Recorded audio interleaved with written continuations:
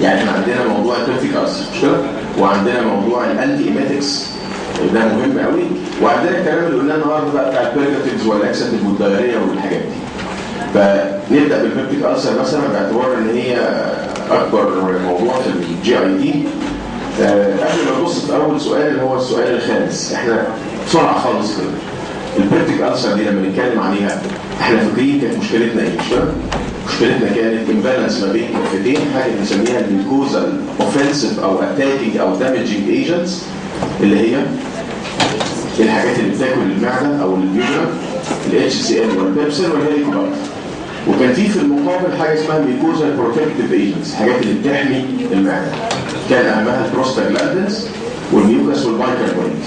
وكلكم فاكرين البروستاجلاندينز كان لها سبيسيفيك ريسبتور موجود على البرايتال سيل صح؟ وكان جي اي لينكد، كان بينهرت الانيمال سايكليز، فكان يقلل الحمض ويزود الميوكاس ويزود البايكربونات ويزود البلاد فلو، بحيث ان لو حصل اي دامج للميكوزا يحصل هيلينج على طول. طيب خلينا في المهم، ادويه الالسر كام مجموعه؟ سيبك من الخمسه، مش كده؟ الخمسه اللي كان فيها ادويه اي كلام، استروجين ومش عارف انتي ديبريسنس وانتي ايه، خلينا في الاربعه الكبار. مجموعه اسمها الانتاسيدز صح؟ طيب قبل ما نكمل، الانتاسيدز دول يعالجوا قرحه؟ يعالجوا فقط البين اوف ذا ألسر. الانتاسيدز كنا نرجع نقسمهم، مجموعه اسمها كيميكال ومجموعه اسمها فيزيكال. الكيميكال كان الهدف منها نيوتراليزيشن، تفاعل ما بين الانتاسيد والحمض يديك ملح، يبقى انت كده قللت الحمض. الكيميكال دي هي نفسها كانت بتتقسم لمجموعه بنسميها سيستميك ولوكال. ليه سموه دي سيستميك؟ عشان ابزوربابل وسوليبل، فكانت ممكن توصل للبلاد وتغير البي اتش تعمل فيه الكالوزس. ما كانش عندنا غير مثل واحد، صوديوم بايكربونات. والمجموعه اللي هي بنقول عليها لوكال المفروض ان هي نوت ابزوربد وما هياش سوليبل، وبالتالي ما تغيرش البي اتش بتاع البلاد، فيقول عليها لوكال او نون سيستميك. كان فيها املاح مغنيسيوم والومنيوم. الكالسيوم انا ما اعرفش دوره فين والله، يعني انا لحد النهارده مش عارف الكالسيوم ده بيتصرف ايه، بس في كتب بتقول بما انه بيعمل شويه سيستميك الكالوزس هيتحط معاه، وهو اصلا ما عادش بيستخدم، لكن عشان يعني اسئله في الامتحان. طيب الفيزيكال ده كانوا بيعملوا ايه؟ بيعملوا حاجتين، ادزور الاتش سي ال والبيبسين على السطح بتاعهم ما يبقاش فيه احتكاك بينه وبين القرحه، وديمالسون تيجي يعمل طبقه كده فوق القرحه عشان يقلل وصول الاتش سي ال. طيب الكيميكال نرجع لهم تاني كده بسرعه. الكيميكال انتاسيدز الاولانيه اللي هي السيستميك صوديوم بايكربونات كان فيه مزايا وعيوب مش كده؟ فاكرين المزايا بتاعته؟ رابيد اونست، اسرع واحد يشتغل. والميزه الثانيه نسينا، اشمعنى ديسكتنس؟ لا هو كان شورت ديوريشن كان عيوبه، لكن هو ما كانش لا بيعمل دايريه ولا كونستيبيشن. يمكن قلناها مع بعض ان هو does not change the bowel habits. الميزه الثالثه انه ممكن يخلي اليورين الكلاين، اللي هي استعمالات بقى الصوديوم بايكربونات عشان اتخلص من دواء اسيدك، عشان ادوب اليوريك اسيد، عشان مش عارف كل الكلام بتاع الالكلاين يورين. وطبعا بيستخدم كاكسبكتورنت، الكلام اللي احنا سمعناه في التشست. عيوب بقى الصوديوم بايكربونات مهم قوي، منها ان هو شورت ديوريشن، ومنها انه بيطلع كربون دايوكسيد في التفاعل، فيعمل حاجه اسمها دي ار ار اللي هي ديستنشن وديسكمفورت، العيان متضايق كده من معدته، وريباوند اسيديتي ورابشر اوف ذا ألسر. كان من ضمن عيوبه ان هو بيعمل سيستميك الكالوزس، بالذات لو كان يعني امتى العيان يشتكي سيستميك الكالوزس؟ لو كان عنده مشكله في الكدني، هو لو الكدني سليمه هتقبل البايكربونات. عنده مشكله كمان انه بيعمل هايبر ناتريميا، يعلي الملح، والملح ده يعمل لك مشكله في اللي عنده ضغط وهارت فيلير واديما وغيره. يبقى ده كانت الحاجات المشهوره فيه. طبعا حكايه ان هو يرسب فوسفيت صح مش كده؟ هو ممكن يخلي اليورين الكلاين فيعمل بريسبيتيشن اوف فوسفيت. الدواء الثاني سيبك من الكالسيوم، هو الكالسيوم ده كان بيعمل حاجات فيها ميزه وفيها عيب. الميزه بتاعته برضه رابيد اونست ولونج ديوريشن، عيوب كتير بقى، يعمل سيستميك الكالوزس، يعمل كونستيبيشن، يعمل هايبر كالسيميا وهايبر كالسيوريا، ويعمل حاجه قديمه كده اسمها الميلك الكالي سيندروم. الجزء بتاع المغنيسيوم والالومنيوم اللي هم فعلا بيستخدموا بقى، المغنيسيوم كان فيه ميزه ان هو كان ما بيطلعش CO2، وبالتالي ما فيش بقى لا دي ولا RR ولا الكلام ده، وما بيعملش سيستميك الكالوزس ولا ديوريشن. العيب الاساسي فيه انه لاكساتيف. فاكر النهارده المغنيسيوم ده اهو بيطلع كوليسيستوكاينين فيخلي الجول بلادر تكونتراكت فيعمل بريستالسيس، يطلع باين. اتفضل يا شباب. يعمل لاكساتيف افكت، ده من ضمن العيوب، يعمل دايريه يعني. وكان ديلي اونست، حتى في ناس بتفتكرها دايما بيعمل دي يعمل دايريه، وديلي اونست ده العيوب المشهوره اللي فيه. والالومنيوم بقى، الالومنيوم كان فيه اوكسايد وهيدروكسايد والومنيوم فوسفيت، كان ايه عيوب؟ كان مزايا ايه وعيوبه ايه؟ عيوبه هي المزايا ان هو ما بيطلعش CO2 ولا سيستميك الكالوزس ولا الكلام ده، ولونج ديوريشن. العيوب كونستيبيشن، العيوب المشهوره قوي، بيعمل حاجه اسمها استرينجنت اكشن فيعمل كونستيبيشن. ممكن يقلل الفوسفيت شويه، امتصاص الفوسفيت فيعمل هايبوفوسفاتيميا، ومشاكل بقى الانكفالوباثي والاوستيوديستروفي والكلام بتاع المايوباثي بسبب الالومنيوم العالي، بالذات لو في رينال. احسن حاجه تعملها مغنيسيوم والومنيوم يصلحوا عيوب بعض. ما ننساش ان كان في ادويه من المغنيسيوم سولت والالومنيوم سولتس بيشتغلوا فيزيكال وكيميكال، صح؟ مغنيسيوم ترايسيليكيت والومنيوم هيدروكسيد جيل او الومنيوم فوسفيت جيل يقدر يشتغل كنيوتراليزيشن وكابزوربنت باديمالسنت. دي مجموعه الانتاسيدز، للاسف لسه عليها اسئله كتيره، فعشان كده انا حبيت بس ان احنا نبص عليها بسرعه. المجموعه الثانيه في علاج القرح، المجموعه الاساسيه بقى اللي بتعمل هيلينج للالسر وتمنع الريكارنس، اللي هي الانتي سكريتوري. كان عندنا تحتها كده مجموعتين مهمين ومجموعتين اي كلام. المجموعه المهمه الاتش 2 بلوكرز، والمجموعه الثانيه المهمه البروتون بامب انهبيتورز. اللي ما كانوش مهمين بقى انتي ماسكرين، انتي بايرينزيبين وتيرينزيبين ودايسايكلومين والكلام اي كلام ده.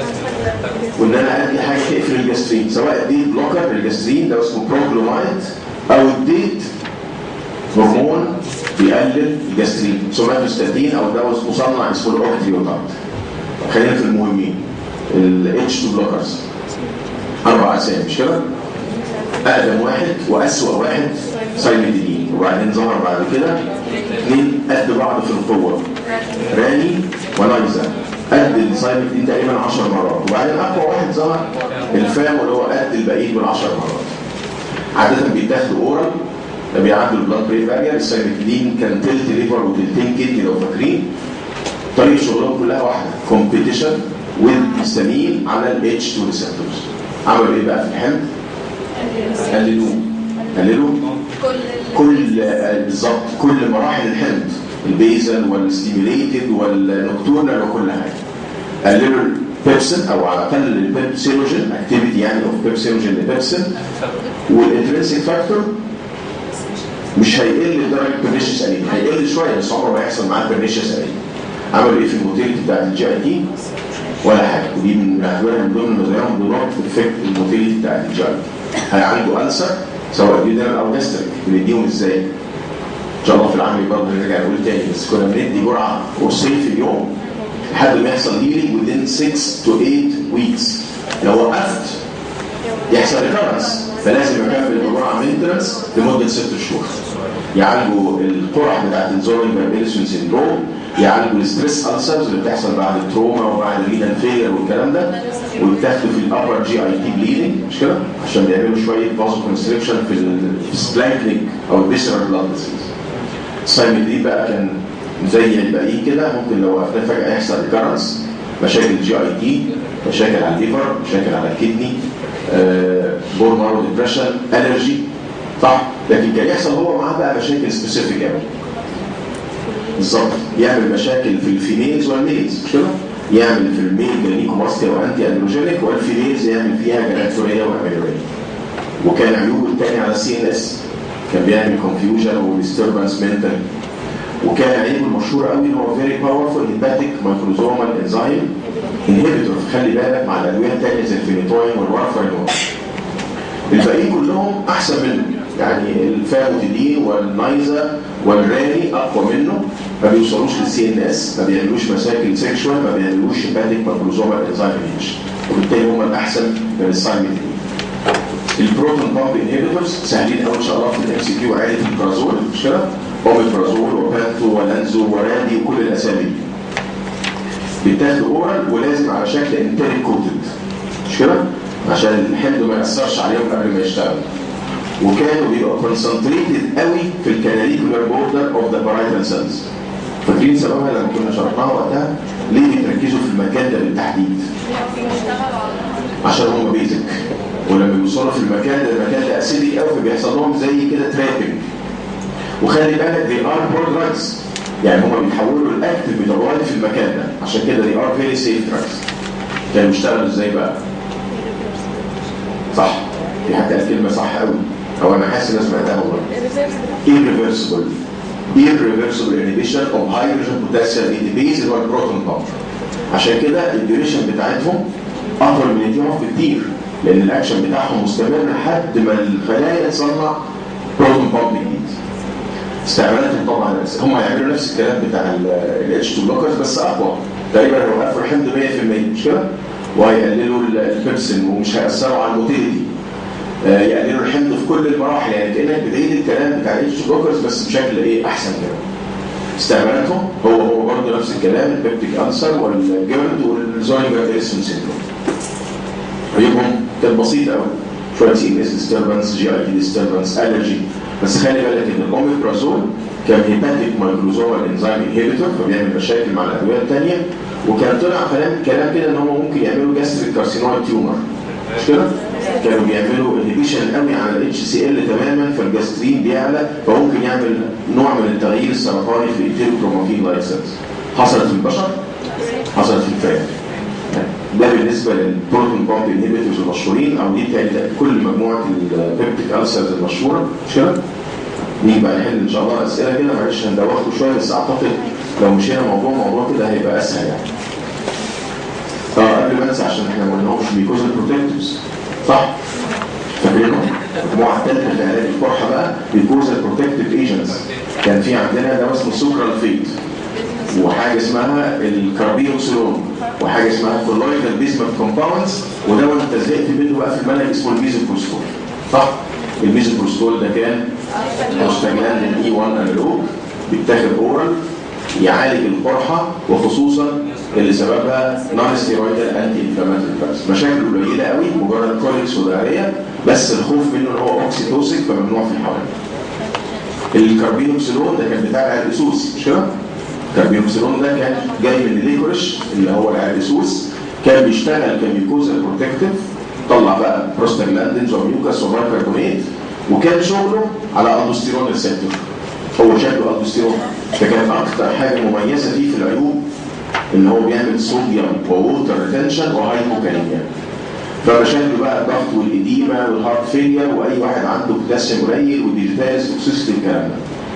لما كنا بنصلح الإديمة دي ما كانش ينفع سبايرونولاكتون مش كده؟ لانك لو اديت الدوستيرون انتاجونست انت عالجت الإديمة بس ضيعت الالسر جينينج افكت بتاع الدواء. فاكرين السوكرالفيت مش كده؟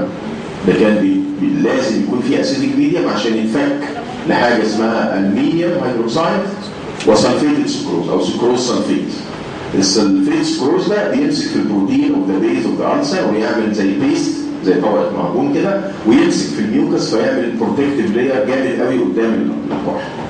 كان عيوبه معظمها سببها وجود الالومنيوم، كونستيبيشن وانكفالوباثي وهايبوفوسفاتيميا، كل اللي انت سمعته مع الالومنيوم. الكولويدال بيزمث كان ليه وظيفه ثانيه، هم كانوا بيشتغلوا كان البروسال بروتكتيف كالعاده بقى ميوكاس وبايكربونات وبروستاجلاندينز، وكانوا بكتيريسايد اجينست الهيليكوباكتر. عيوبهم كانت قليله قوي، مجرد ديسكالريشن لون كده بني او لون اسود في البطن كافيتي، اللسان والسنان ومش عارف ايه، ولو نزل في الستولز يعمل بلاك ديسكالريشن اوف ستولز. المجموعه الاخيره بتاعت الاراديكيشن اوف هيليكوباكتر هناخدها ان شاء الله بالتفصيل في الانتيبيوتكس، بس عندي دواء مشهور جدا هو اساس العلاج اسمه كلاريثرومايسين. بحط معاه اموكسيسيلين، ولو عندي الرجي للاموكسيسيلين هو البنسلين ده يعني احط بداله دواء اسمه مترونيدازول. ممكن استعمل كولويدال بيزمث، ممكن استعمل دواء اسمه تتراسايكلين. يبقى دي الادويه المشهوره. طبعا في العمل احنا هنرجع تاني نقول قرحه بس بشكل بقى مختلف. ان شاء الله في الكلينيكال هنقول ازاي نحل حاله البيبتيك ألسر، مش هنعيد بقى كلام نظري تاني ان شاء الله خالص، هنقول بس السكيم ايه الحاجات اللي تتاخد ومده قد ايه، والادويه اللي ممنوعه والاكل اللي ممنوع والكلام ده. طب السؤال بقى الخامس في الكتاب. دكتور هو يعني نقص؟ نعم؟ ماستوسايتوزس دي بتبقى نوع من الهايبربليزيا في الماست سيلز. يعني الماست سيلز كترت قوي وبدات تطلع حاجات كتير قوي، يمكن اشهرها الهستامين. الهستامين اللي خارج ده هيشتغل على H1 فيعمل لي مشاكل كده زي الإيتشنج والفازو دايلاتيشن والسبازم والكلام ده، ويشتغل على H2 فيبقى معاه حموضه جامده ويمكن قرح. فعشان كده بدي بقى H1 بلوكرز ولازم ادي H2 بلوكرز. السؤال بقى اللي هو نمرة 5 بيقول لي the following is a mucosal protective agent that is effective in treatment of peptic ulcer but produces black discoloration of the mouth cavity and feces. colloidal bismuth. في الامتحان ان شاء الله هتبقوا مذاكرين وجاهزين، فانت عينك على الاجابه مش كده؟ يعني انت بتدور على colloidal bismuth. قليل قوي الاسئله اللي هتقعد تشوف فيها اختيار. انت فاهم قصدي ولا لا؟ يعني انت عارف الدواء ده خلاص، انت مذاكر نظري وعارف ان الدواء اللي بيلون ده اسمه colloidal bismuth فبتدور عليه. لكن في اسئله ثانيه انت بتضطر تقرا كل الاختيارات عشان تعرف ايه هو الاجابه. واخد بالك؟ انا مش هضيع وقت كتير قوي بس عشان نفتكر مع بعض كده الادويه. الاختيار الاول هو الاوميبرازول، ده كان ايه؟ بروتون بامب انهبيتور. كاربينوكسيلون ميكوزا بروتكتيف بتاع البسوس. الميزوبروستول ميكوزا بروتكتيف بتاع البروستاجلاندين. والسكرالفيت ميكوزا بروتكتيف بتاع الالومنيوم والقصه دي. يعني هو جايب كل الميكوزا بروتكتيفز بس اللي هتدور عليه ده تختاره هو اللي بيلون بقى اللي بنسميه الكولويدال بيزموث. السؤال السادس احنا عندنا على فكره من 5 ل 11 عشان ايه؟ تبقوا عارفين. which of the following is a proton pump inhibitor in treatment of peptic ulcer. السؤال الهديه بقى، انت بتدور على اي اسم اخره برازول حتى لو انت ما سمعتوش قبل كده. يبقى هو الاوميبرازول. مين البايرنزيبين ده؟ سيلكتيف M1 بلوكر مش كده؟ الباقيين كلهم عرفناهم بقى. راني ده عباره عن H2 بلوكر، وعرفنا الميزوبروستول والسكرالفيت.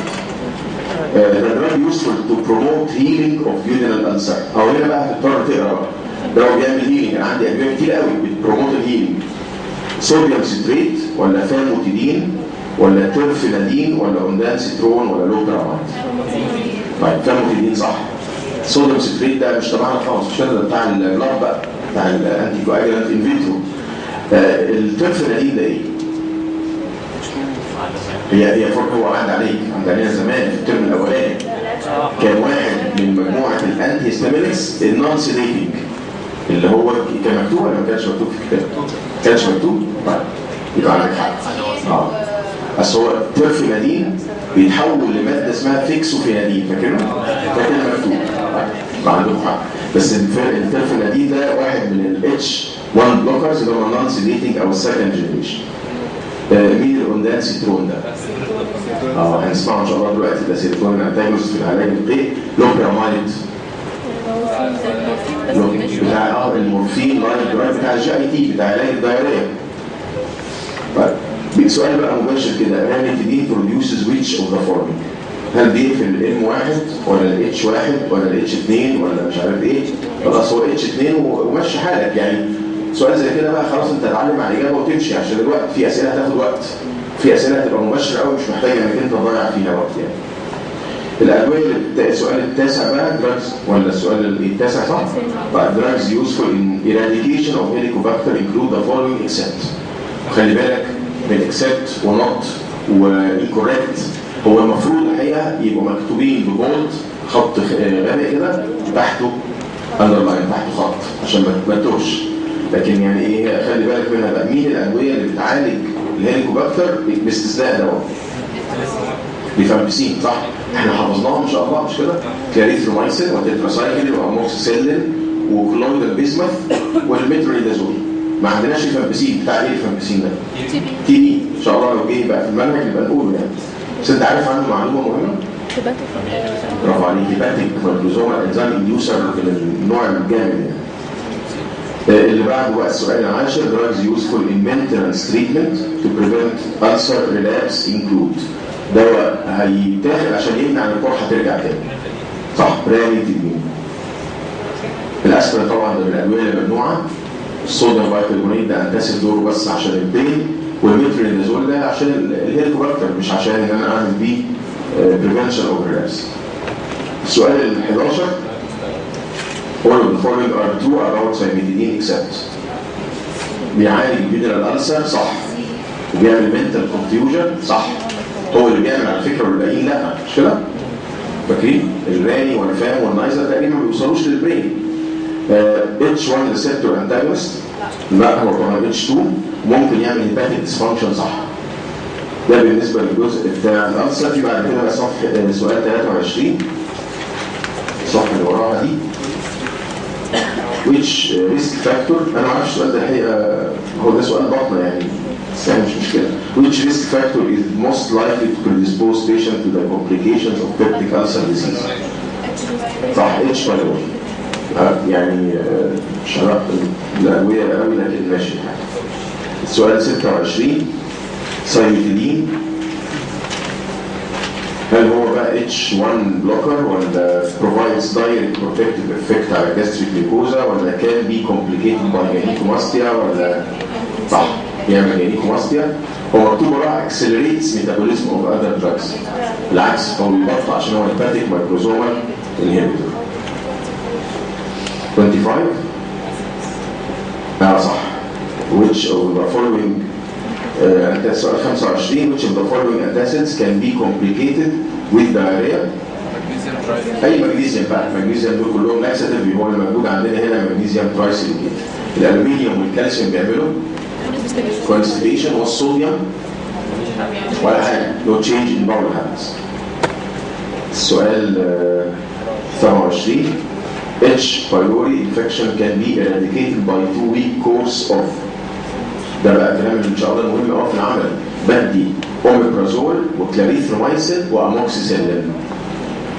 خلي بالك الكلاريثرومايسين والاموكسيسيلين اسبوع او 2، لكن الاوميبرازول او البروتون بامب انهبيتورز بديهم بالظبط، بديهم من 4 ل 8 زي ما الكتاب العملي بتاعي قايل، مش اسبوعين بس، بتكلم فتره اطول من كده. سؤال 28 all of the following drugs can be used in treatment of peptic ulcer except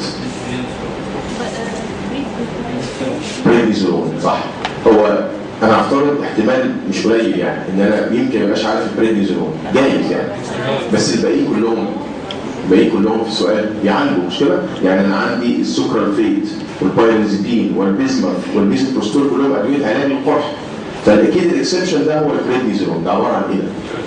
كورتيكوستيرويد، ده اكتف ولا برودراج؟ طيب هو البريدنيزون اناكتف بيتحول لاكتف ميتابولايت اسمه البريدنيزولون، يعني ده دواء يشتغل على طول. اللي بعد كده السؤال 32 الاسئله بقى طويله قوي دي. الاسئله دي هتيجي ان شاء الله زي في الامتحان، عامله زي الكيس كده بس على قليل يعني. في الامتحان هتقراها كويس قوي، بس النهارده بس عشان الوقت مش هنقرا الثلاث اسطر دول. انا هقول لك الموضوع كله هو عباره عن عيان عنده جاسترو اسوفوجيال ريفلكس ديسيز وعايزين دواء يعمل سبريشن للجاستريك اسيد بس. يعني واحد عنده جرد، هو علاج الجرد ايه؟ لا يعني ده كلام بقى بتاع زمان. علاج الجرد في الطب حاليا بروتون بامب انهبيتور ومعاه حاجه من البروكاينيتكس اللي هنقولها ان شاء الله دلوقتي، اللي هي مجموعه الميثوكلوبراميد والدومبريدون والكلام ده. طيب هو عايز بقى حاجه تعالج الجرد عن طريق انها تقلل الحمض. ايه رايك؟ صح، بس خلي بالك بقى هو الالساميدين ده في كلمه في الكلام السؤال خلينا ما استخدمش او ما اختارش الساميدين، هو بيقول لك فولي سبريس. هو الساميدين ده بيقلل مش كده؟ بس لو فاكرين وقتها قلنا بيقلل 65% مش عارف 70% حاجه كده، لكن البروتون بامب 100%. كتاب القسم كان قايل كده ان هم بيقللوا الاسيد 100%. فكلمه فولي سبريس على فكره دي مش اسئلتنا قوي بقى، دي اسئله مستمره اللي هي ذا بيست انسر، يعني انا اختار احسن اجابه. ممكن يكون في اكتر من اجابه بس انا اختار الاجابه الاكثر دقه يعني. فدي اسئله مش تبعنا قوي يعني. السؤال اللي وراه اللي بعد كده اللي هو 33 انا مش فاكر ليه ما علمتش عليه، هنقراه بسرعه بقى كده. عيان 52 year old patient بياخد ويل ادجستد دوز اوف ثيوفيلين وورفرين وكوليدين وفينيتوين كمان، بياخد 4 ادويه اهو. وبعدين however he starts taking the drug for some GIT distress but he presents with toxic effect from all his other medications. فهمنا فكرة السؤال؟ عيان بياخد أدوية كتير قوي وأخد دواء لحاجة في الجي اي تي فبدأ يحصل الأدوية الثانية توكسيك افكت، يبقى أنت بتدور على إيه؟ على هيباتيك مايكروزومال انزيم انهبيتور. ممكن يكون سايميتيدين وممكن يكون اوميبرازول، الاثنين ممكن يعملوا كده. اللي موجود عندنا الثالث في الاختيارات هو السايميتيدين. سؤال 36.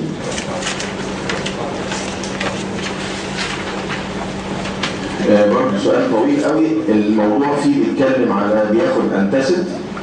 هو كلمة OTC في أول سطر دي معناها إيه؟ اوفر ذا كاونتر، يعني دواء بيتاخد من غير روشتة، دواء بتروح تشتريه من السوبر ماركت من غير بريسكريبشن. هو بيتكلم على انتاسيد من دول فور برومبت سيمبتوم ريليف. الانتاسيد ده فيه كومباينيشن من مغنيسيوم سولت والمنيوم سولت. ليه بقى بيحطوا الاثنين دول مع بعض؟ صح، هو الإجابة عشان بس ما نضيعش وقت في الاختيارات.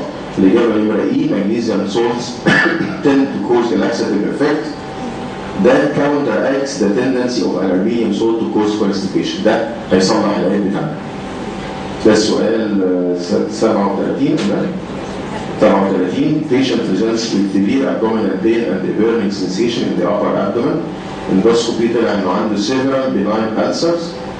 Which of the following drugs is most likely to provide the fastest or probably the briefest relief of the discomfort؟ عيان عنده حموضة عايز حاجة سريعة قوي بس هتبقى قصيرة قوي. الأنتاسيد طبعا المفروض غالبا هيبقى صوديوم بايكربونات، لكن يعني المكتوب عندنا هنا بس الأنتاسيد كده إن جنرال. سؤال 38 45-year-old patient who is taking proton pump inhibitor وبياخد مترونيدازول وبياخد كلاريثرومايسين. بالظبط، يبقى هو عنده ulcer لو H. pylori which of the following is the most likely purpose for administering this drug combination. صح، اللي هي نمرة C refractory or recurrent and severe gastric or duodenal ulcer second due to H. pylori. 39 The patient has multiple gastric ulcers. Shortly after consuming a large meal, he experiences significant GI distress. وبعدين أخذ OTC heart burn remedy، أخذ دواء للحموضة أو للهارت بيرن. Within few minutes he develops severe pain and upper GIT loss, blood loss, and is transported to the hospital. عملنا endoscopy لقينا فيه multiple bleeds، مش عارف إيه الدواء اللي ممكن يعمل مشكلة. العيان عنده مشاكل multiple ulcers وبعد ما أكل حس بحموضة فأخذ دواء للحموضة. فدواء الحموضة ده دخله في مشاكل من ضمنها حاجه كده زي برفوريشن وهيموريدج ومش عارف ايه. تفتكر ممكن يكون ايه؟ صوديوم بايكربونات. اشمعنى بقى؟ عشان السي او 2 اللي طلع ده عمل ستنشن وريباوند وممكن يكون عمل رابتشر، مش كده؟ فغالبا هو المشكله بتاعته من الصوديوم بايكربونات.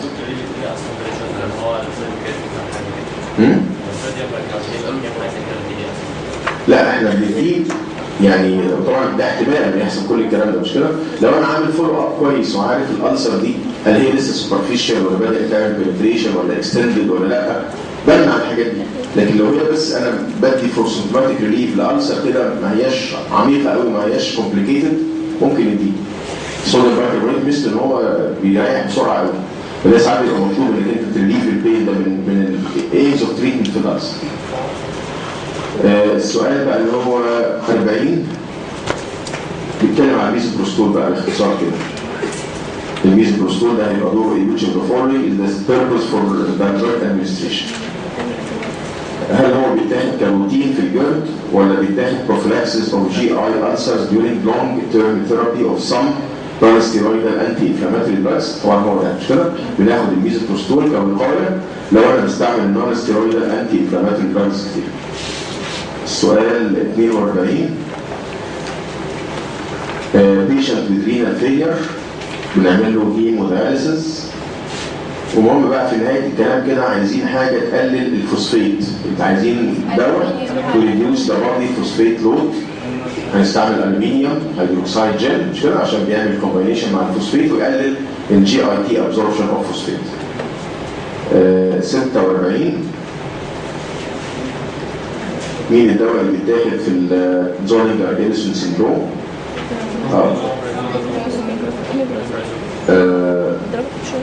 سؤال بس. هو بيقول which drug is most appropriate for treatment of a patient who presents with Doring-Ellison syndrome resulting from صح الأوميبرازول. طب ايه رايك في الرياليتي دي؟ ايه اخبار؟ مش مكتوب في الكتاب عندنا كده انه اتش بلوكرز بيعالجوا Doring-Ellison syndrome ولا مش مكتوب؟ بس كاتبين دراج اوف تشويس. صح، يعني دي فكره بقى، لو طالما جاي من جاسترينوما يبقى غالبا يعني. بس انا قصدي السؤال ده لو جه في الامتحان واللي جاوب رياليتي هتحسب له صح، واللي جاوب اوميبرازول هتحسب له صح. ما هو Doring-Ellison syndrome مشكلته جاسترينوما، جاسترين سكريتنج كيور في البنكرياس، عمال يطلع جاسترين كتير وجاسترين عمال يطلع حمض. هو احسن دواء البروتون بامب انهبيتورز، لكن في كتابنا في النظر بتاعنا كاتب من ضمن الانديكيشنز بتاعت الاتش 2 بلوكرز Doring-Ellison. عشان كده هو ما ينفعش يجيب اختيارين في سؤال واحد. هو ده زي ما بقول لك اختيار بتاع البيست انسر او ذا موست كوريكت، ساعتها اختار البروتون بامب. لكن اكشولي بقى لو حصل في امتحان سؤال زي كده الاثنين هيبقوا صح. تاني كده خلصنا بقى من الانسر ولا لا؟ 49 اخر سؤال بقى في البيبتيك انسر. عيان 45 year old man with a urinary ulcer، ادينا له combination of drugs عشان نعمل eradication of the Helicobacter pylori. Antibacterial drug that is used commonly هو الكلاريثرومايسين، مش كده؟ ده الاساس في علاج الهيليكوباكتر. قبل ما نتكلم اتفضلي. لا، ما هي الفكره في الاوميبرازول هو في كل الاحوال الجاسترين زياده، مش كده؟ من التيومر، فمش شرط فرق معايا قوي ان هو يزيد. يعني في كل فكرتي ان انا اقفل البروتون بامب عشان اقلل الالسرز، لكن في كل الاحوال كده كده الجاسترين عالي ومش هيفرق معاه شويه الجاسترين اللي هيزيدوا. الجزء الثاني بقى من الاسئله ان شاء الله اللي هو بتاع الانتي-emetics والبروكينetics. فاكرينهم؟ راجعناهم بقى ولا لسه؟ الانتي-emetics عندنا كام مجموعه من الانتي-emetics؟ عندنا كتير مش كده؟ بس الاساسيين كانوا ممكن حد ما عمل دي بس يبقى عمل سكويت. فاكرين السنترز المسؤوله عن النوزيا والفومتنج؟ معناهم كتير قوي يعني ان شاء الله حفظناهم. يعني في عندنا تو سنترز في المدلة اللي هو الكيمو ريسبتور تريجر زون السي تي زد، وده عليه نوعين من الريسبتورز المشهورين قوي البي 2 وال5 اتش تي 3. والسنتر الثاني اللي هو بيقولوا عليه الفومتنج او الاماتيك سنتر ده عليه هيستامين وماسكارينيك، وكان عليه ريسبتور جديد كده لو فاكرين كان اسمه النيوروكاينين اللي كان بيشتغل سبستانس بي. لما يحصل نوزيا وفومتنج غالبا السيكونس ان ده يشتغل وبعدين او السنتر ده هيشتغل فيبعت يعمل ستيميليشن للفومتنج سنتر فيحصل نوزيا اند فومتنج. الفرق بين ده وده ان ده كان اوتسايد ذا بلاد برين بارير، لكن الفومتنج سنتر از كفرد باي ذا بلاد برين بارير. حاله الموشن سيكنس كانت مختلفه شويه، ان بيحصل فيها ستيميليشن حسب كلام يعني كتابنا كده ان يحصل دايركت ستيميليشن على الفومتنج سنتر من غير ما يشتغل السي تي زد. فلما يعالج القيء انا عندي 4 احتمالات مش كده؟ يقفل هنا او هنا، ده هيعالج كل حاجه ما عدا الموشن سيكنس. لو قفلت جوه عالجت كل حاجه انكلودينج موشن سيكنس. فهو كان مجموعه بقى في الانتي-emetics مشهورين دي 2 بلوكرز صح؟ و5 اتش تي 3 بلوكرز وانتي هيستامينيك وانتي ماسكارينيك. تاني دول خلاص بقى مش كده؟ الانتي هيستامينيك اللي بيعالجوا الموشن سيكنس او بيتاخدوا كانتي-emetics لازم يكونوا السيديت اللي احنا خدناهم الصبح دول هيعدوا البلاد برين بارير ويشتغلوا كانتي هيستامينيك وكانتي ماسكارينيك، ودول حلوين قوي في الموشن سيكنس. الحل الثاني ان انا اقفل الماسكارينيك، واشهر دواء بيعمل كده الهيوسين مش الاتروبين صح؟ الاتروبين ما كانش افكتيف قوي كده، اقوى منه كانتي-emetics او انتي موشن سيكنس كان الهيوسين، ويفضل يستخدم از بروفيلاكتيك. وعرفنا بقى عيوبهم الاتش 2 الاتش 1 بلوكرز الانتي هيستامينكس دول يعملوا سيديشن ويعملوا مشاكل الرجي، احيانا بيعملوا اتروبين لايك مانيفستيشنز، كل الكلام بتاع الترم الاول. الهيوسين بيتاخد باتش غالبا بروفيلاكسس، وعيوبه شبه الاتروبين ما عدا التاكيكارد. المجموعه بقى اللي هي انتي دوبامينرجيك دي 2 بلوكرز، كان عندنا دواء مشهور جدا اسمه الميتوكلوبراميد، وكان عندنا دواء احسن منه كمان اسمه الدومبيريدون، وكان عندنا ادويه هناخدها ان شاء الله في علاج السايكوزس اسمها انتي سايكوتيك، بس بما ان هم بيقفلوا لي الدي 2 هنا باخدهم كانتي-emetics. دواء اسمه كلوربرومازين، دواء اسمه دروبيريدول ولا هالوبيريدول، كل الادويه اللي بتشتغل باي دوبامين بلوك. اللي كان بيقفل ال 5 اتش تي 3 كان عندنا ادويه اخرها سترون، صح؟ الاوندان سترون والجراني سترون دول مشهورين قوي، بيتاخدوا في علاج القيء اللي سببه غالبا كانسر كيموثيرابي. في دواء كده على الماشي اللي هو اليوروكاينين بلوكر، دواء اسمه ابريبيتنت، بيتاخد برضه في القيء اللي سببه كانسر كيموثيرابي. ساعات بندي ديكساميثازون، بندي كورتيكوستيرويدز في القيء. ساعات بندي مشتقات الحشيش، صح؟ كانابينويدز، درونابينول في الناس اللي عندهم كانسر كيموثيرابي انديوست فوميتنج. وبندي فيتامين بي 6 في الناس اللي عندهم القيء بتاع الحمل. هي دي ادويه الانتي ايميتكس، مش كده؟ طيب خلي بالك من الميتوكلوبراميد والدومبيريدون ليهم اكشن تاني يتقال عليه بروكاينيتيك. حد فاكره؟ بروكاينيتيك معناها انه كان بيزود التون بتاع اللور اسوفيجيال سفنكتر ويحسن او اكسلريتس ذا جاستريك امتيج، ويقال كمان انه بيزود البريستانسيس. كانوا بيشتغلوا سنترال وبريفرال، مش كده؟ بيقفلوا الدي 2 في السي تي زد فيعالجوا كل اسباب القيء ما عدا الموشن سيكنس، واشتغلوا كبروكاينيتيك. لو انا عندي امتى عايز اقفل السفنكتر ده؟ جامد. امتى عايز افضي المعده؟ لو مش عارفه تفضى في حاله اسمها دايابيتيك جاسترو باريسيس، مش كده؟ الفرق بين الاثنين كبروكاينيتيك كان في الميكانيزم. الميتوكلوبراميد كان بيشتغل على ريسبتور موجود في الانتريك جانجليا اسمه 5-HT4، فيخلي النيرف ده يطلع اسيتايل كولين فيشغل لك الماسكارينيك فيعمل الاكشن اللي احنا قلناه. عشان كده كان دايما في جمله مشهوره ان الميتوكلوبراميد شغله كبروكاينيتيك از انتاجونايزد باي اتروبين. مش كده؟ لو جيت اتروبين قفلت المحطه الاخيره ما اشتغلش الدواء كبروكاينيتيك. الدواء الثاني اللي اسمه الدومبيريدون ما كانش له علاقه بالقصه دي، كان بيشتغل كالفا بلوكر، يقفل الالفا اللي موجوده على السموث ماسلز بتاعت الاستومك ومش عارف ايه، فيعمل نفس الافكت لكن ما هوش انتاجونايزد باي اتروبين.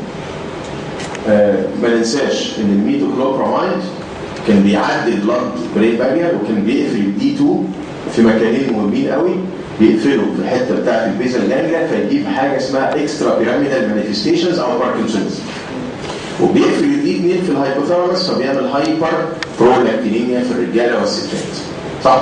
جاينيكوماستيا وامبوتنس والكلام ده. الدومبيريدون كان احسن منه، ما كانش بيعدي تقريبا البلاد برين بارير، وكان مكتوب عليه جمله كده مشهوره ان هو ما بيعملش اكسترا بيراميدال مانيفستيشنز but can still cause hyperprolactinemia. في حد من زمايلكم على فكره راح دور عليها بعدها وجي قال لي حاجه حلوه جدا، ان الجزء بتاع الهايبوثالاموس ده مش متغطي بالبلاد برين بارير. فهمت قصدي؟ يعني قدر الدومبيريدون ده رغم ان هو ما بيوصلش للمخ لكن هو وصل للمكان ده ان هو مكشوف، فعشان كده ممكن يعمل هايبر برولاكتينيميا. يبقى ده بالنسبه للاكشن بتاع المجموعه بتاعت البروكاينيتكس. مين تاني كان ادويه بروكاينيتكس؟ اتفضل. بروكاينيتك معناها هي مالهاش معنى عربي الحقيقه غير ان هي تزود زي ما قلت لك كده انها بتعمل ستيميليت الموتيليتي اوف ذا ابر جي اي تي. يعني زي ما قلت لك كده بتزود التون بتاع اللور اسوفيجيال سفنكتر والتون بتاع المعده وتزود البريستانسيس كمان، لكن مالهاش علاقه بقى مثلا انها بتايفاكيويت الريكتال فلوم ستولز، ما تقدرش تعملها. كان في دواء اسمه ايتو برايد فاكرينه؟ وكان في موزا برايد اخر الكتاب كده اخر الموضوع، كانوا بروكاينيتيك وليسوا انتي ايميتيك. يعني يعملوا كل شغلهم على المعده لكن ما لهمش علاقه بقى بالسي تي زد ولا غيره. وكان في دواء اسمه الريثرومايسين انتي بايوتيك بس كان بيشتغل على حاجه اسمها الموتيلين ريسبتورز، ويوم زودنا البيتانيكول الباراسيمباثومايميتكس برضه بيستيميليت الموتيليتي او جي اي تي. يبقى دي المجموعه اللي بنسميها الانتي ايميتكس والبروكاينيتكس. نبص كده على الاسئله بتاعتها، فيها اسئله اول سؤال وثاني سؤال كده نمره 1 و2 في الكتاب. The following anti-emetic drug is useful in treatment of motion sickness. Motion sickness بتدور على ايه؟ بدور على حاجه بتعدي البلاد برين بارير وتكون انتي هيستامينيك من الجيل الاول او حاجه انتي ماسكارينيك زي الهيوسين. طيب مشكلتنا بقى في الانتي هيستامينكس بتوع الجيل الاول. الاسامي اللي انت خلقت منها في الترم الاولاني دي ممكن تحتاجها تاني، اللي هو دايفين هيدرامين ودايمين هيدرينيت وبروميثازين وسايكليزين وميكليزين. الاسامي التحف دي هو مش عايز برضه يعني بس غالبا هيجي دايفين هيدرامين او دايمين هيدرينيت. يعني دول اكتر الاثنين بس رحمونا شويه من بقيه الاسامي. دول انتي هيستامينكس وانتي ماسكرينكس فبيشتغلوا في كل انواع القيء بما فيها الموشن سيكنس. يبقى الاختيار هنا هيبقى الداي من هايدرينيت. خلي بالك الكلوروبرومازين والهالوبيريدول دول انتي سايكوتيك وبيعالجوا القيء برضه، دول بيقفلوا دي 2 فبيعالجوا السايكوزز زي ما بنقول ان شاء الله قريب، وبيعالجوا القيء بس ما يتاخدوش في الموشن سيكنس، لان انت في الموشن سيكنس لازم تقفل الفوميتنج سنتر. الميتوكلوبراميد والدومبيريدول برضه شغلهم على الدي 2 فكل ده ما ينفعش، كل القصه دي ما تنفعش في الموشن سيكنس. السؤال الثاني يقول لي ده فولوينج دراج لبوث انتي ايميتيك اند بروكاينيتيك اكشن. ما عنديش غير الاثنين مش كده؟ الميتوكلوبراميد والدومبيريدول.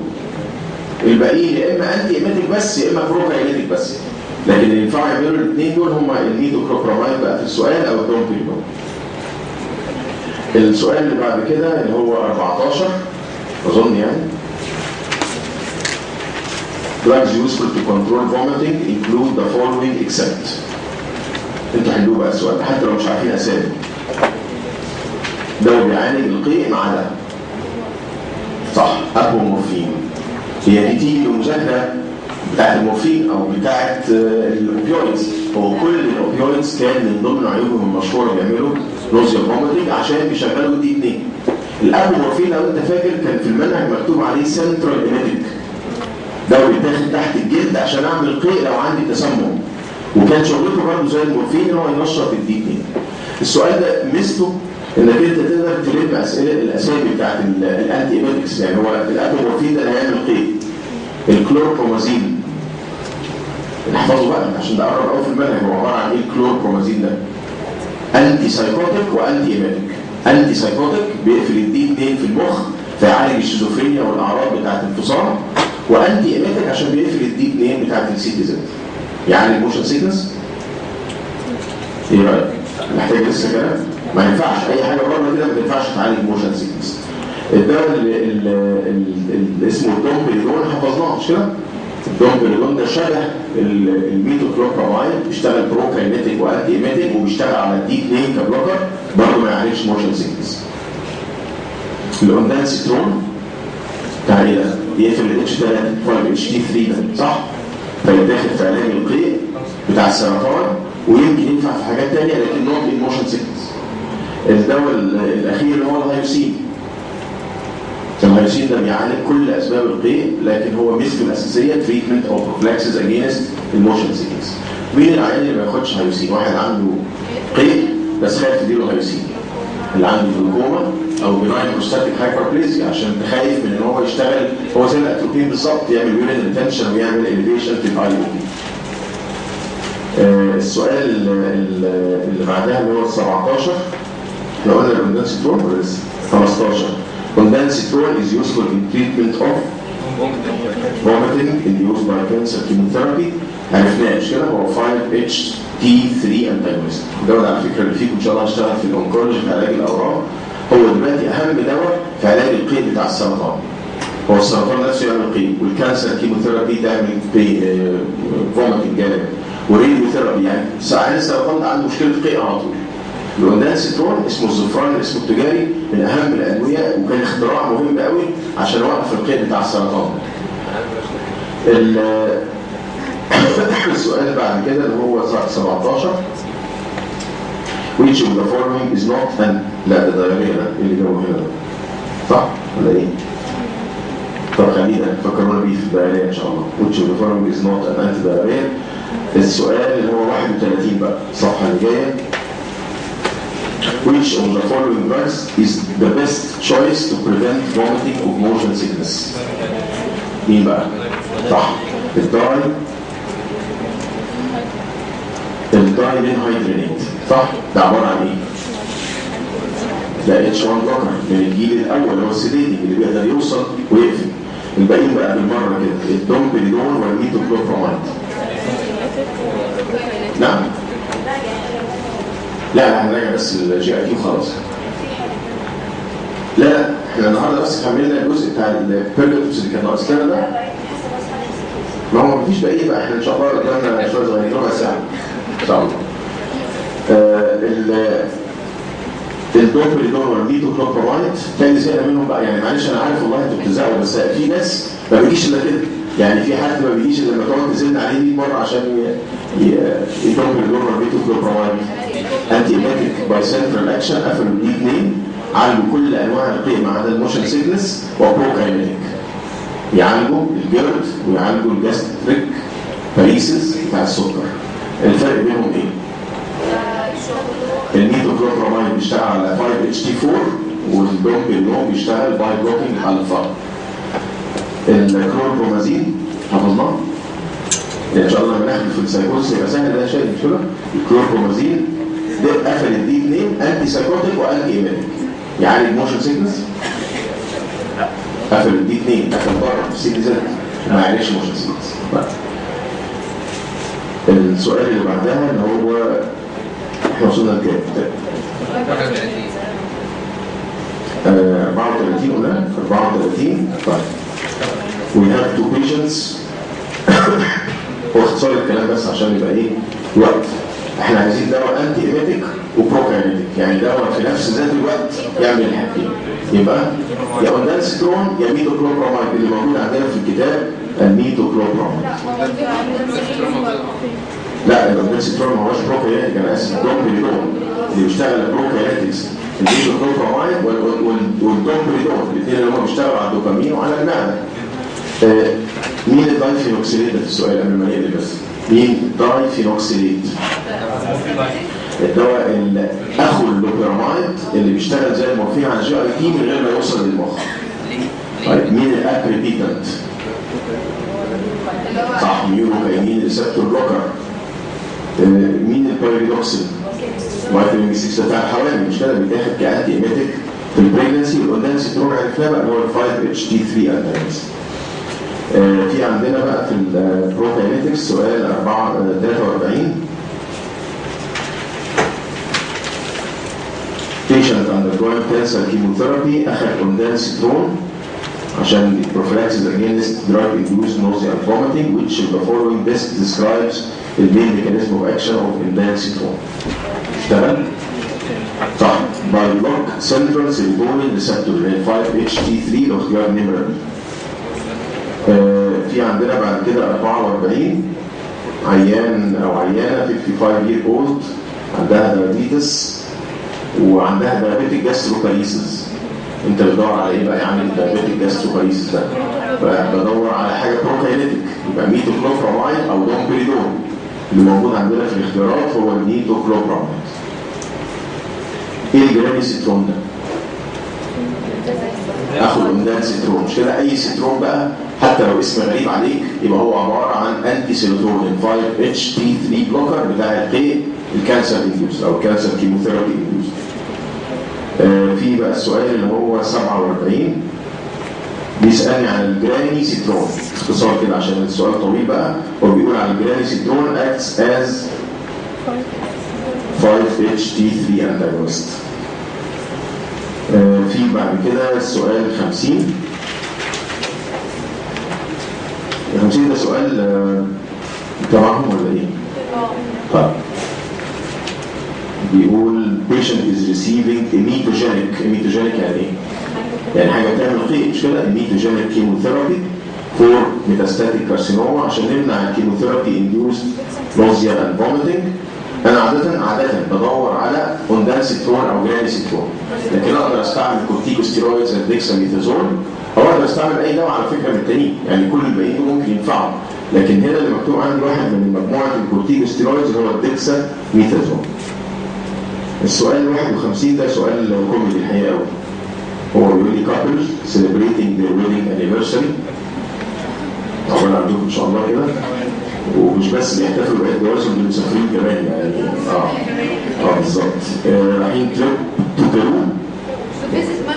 وبعدين رايحين بقى حته جميله جدا اسمها ماتشو بيتشو. حته بقى فيها انا ما كنتش اعرفها والله، انا لما شفت السؤال ده من كام سنه كده فتحت النت ايه بقى ماتشو بيتشو دي، طلعت حته فيها جبال كده. ما شاء الله عليكم، قديم. جبال وبراكين وبتاع وحاجات لطيفه قوي. هم رايحين يحتفلوا بس يعني خايفين على نفسهم بقى انا مش طلعنا على فكره السؤال ده في الاخر. سابه بقى. عاملين قرر خلاص. المهم ان هم خايفين بالاسهال يعني العين بقى والحسن وكده، فخايفين يجيلهم الدياريه. فايه هياخدوا في الدياريه؟ حل السؤال ده وبقى ظريف. الاوميبرازول ده ينفع في الدياريه؟ الاوميبرازول ده بتاع القرح، بروتون بامب انهبيتور. الفاموتيدين H2 بلوكر بتاع القرحه برضه. اللورازيبام ما سمعناش عنه ان شاء الله بكره، ده مهدئ. والليبتين مش عليه الهرمون اللي كان طالع موضه ده في علاج الاوبيزيتي. اللوبرامايد ده اللي هو المورفين لايك اللي ما بيعديش البلاد برين بارير. كويس ان احنا قاريين عنه ما بنمشي يعني. فنقدر نحل اسئله البيرجت كده بسرعه. تقرا؟ في سؤال تاني؟ طيب لما نذاكرها 52 58-year-old woman presents with diabetic gastroparesis وعايزه اخذت يعني ميتوكلوبرامايد. بيسالني عن الميتوكلوبرامايد اللي بيشتغل دوبامين دي 2 ريسبتور انتاجونست. متاكدين مش هنحل البيرجتيفز؟ طيب ذاكرها؟ خلاص بكره ان شاء الله احنا بقى عندنا حصه عاديه كده هنبدا في موضوع جديد ان شاء الله في السي ان اس. في ناس كده ما لحقناش نقول معاهم الجزء في الكاونت، الناس اللي كانوا بعد الظهر دول كانوا ناموا مننا، فكان فاضل بس في حته صغيره كده بتاعت الالف بيرونول هنقولها ان شاء الله وبعدين نبدا.